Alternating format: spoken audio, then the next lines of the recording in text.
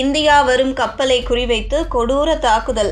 Hormuz ஜலசந்தியில் உச்சக்கட்ட பதற்றம்.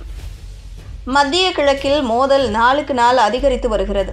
இதனால் ஹார்முஸ் ஜலசந்தியிலும் சரக்கு சேவை கடுமையாக பாதிக்கப்பட்டுள்ளது. இதற்கிடையே இன்றைய தினம் ஹார்முஸ் ஜலசந்தி வழியாக சென்ற 3 சரக்கு கப்பல்கள் மீது தாக்குதல் நடத்தப்பட்டுள்ளது. இதனால் அந்த பகுதி முழுக்க பதற்றம் அதிகரித்துள்ளது.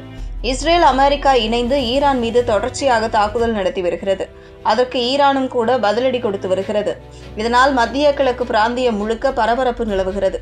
மேலும் சர்வதேச கச்சா எண்ணெய் வழித்தடத்தில் முக்கியமானதாக உள்ள ஹார்முஸ் ஜலசந்தியிலும் இதனால் போக்குவரத்து பாதிக்கப்படும் சூழல் ஏற்பட்டுள்ளது.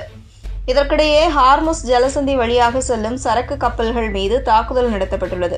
ஐக்கிய அமீரக துறைமுகத்தில் இருந்து புறப்பட்ட தாய்லாந்து கொடியுடன் கூடிய மயூரி நாரி என்ற சரக்கு கப்பல் ஹார்முஸ் ஜலசந்தி அருகே புதன்கிழமை தாக்கப்பட்டது. இந்த சம்பவத்தில் கப்பலில் இருந்த 20 மாலுமிகள் மீட்கப்பட்டனர். அதே நேரம் 3 பேரின் நிலை என்னவானது என தெரியவில்லை. அவர்களை கண்டுபிடிக்க முடியவில்லை என்று தாய்லாந்து கடற்படை தெரிவித்துள்ளது.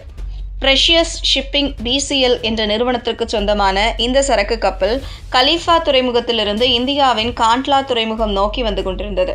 அப்போதுதான் இந்த தாக்குதல் நடந்துள்ளது. இது தொடர்பான போட்டோ இணையத்தில் ட்ரெண்ட் ஆகி வருகிறது. 178 மீட்டர் நீளமும் 30,000 டன்கள் எடை கொண்ட இந்த கப்பலில் இருந்து அடர்த்தியான கரும்புகை எழுவதும் உயிர்காக்கும் படகுகள் அருகே மிதப்பதும் தெளிவாக தெரிகிறது. இந்த தாக்குதலுக்கு என்ன காரணம், இதன் பின்னணி குறித்து விசாரணை நடைபெற்று வருவதாக தாய்லாந்து கடற்படை கூறியது.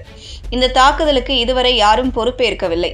ஒரு பக்கம் ஹார்முஸ் ஜலசந்தி வழியாக வரும் கப்பல்களை தாக்குவோம், எந்த கப்பலையும் ஹார்முஸ் ஜலசந்தியை தாண்ட விடமாட்டோம் என ஈரான் மிரட்டுகிறது. இன்னொரு பக்கம் ஹிஸ்புல்லா படைகளும் தாக்குதல்களை நடத்தி வருகின்றன. இதனால் யார் தாக்குதல் நடத்தினார்கள் என்பதில் தெளிவான தகவல்கள் இல்லை. இந்த தாக்குதலை தொடர்ந்து கடலில் குதித்து உயிர் தப்பிய 20 மாலுமிகளை ஓமன் கடற்படை மீட்டது. மாயமான மீதமுள்ள 3வரையும் தேடும் பணிகள் தொடர்கின்றன. முன்னதாக 3 வணிக கப்பல்கள் தாக்கப்பட்டதாக இங்கிலாந்து கடல்சார் வர்த்தக மையமும் அறிவித்திருந்தது குறிப்பிடத்தக்கது. மத்திய கிழக்கில் நிலவும் நெருக்கடியே இந்த தாக்குதலுக்கு காரணமாகும். பிப்ரவரி 28ஆம் தேதி ஈரான் மீது முதலில் இஸ்ரேல் தனது தாக்குதலை தொடங்கியது. இதற்கு பதிலடியாக ஈரானும் கூட இஸ்ரேல் தலைநகர் டெல் அவீவ் மீதும் தாக்குதல் நடத்தியது. மேலும் மத்திய கிழக்கில் உள்ள பிற அமெரிக்க தளங்கள் மீதும் ஈரான் தாக்குதல் நடத்தி வருகிறது. உலகின் முக்கிய எரிசக்தி பாதையான ஹார்முஸ் ஜலசந்தியிலும் கப்பல் போக்குவரத்துக்கு ஈரான் தொடர் அச்சுறுத்தல் விடுத்து வருகிறது குறிப்பிடத்தக்கது.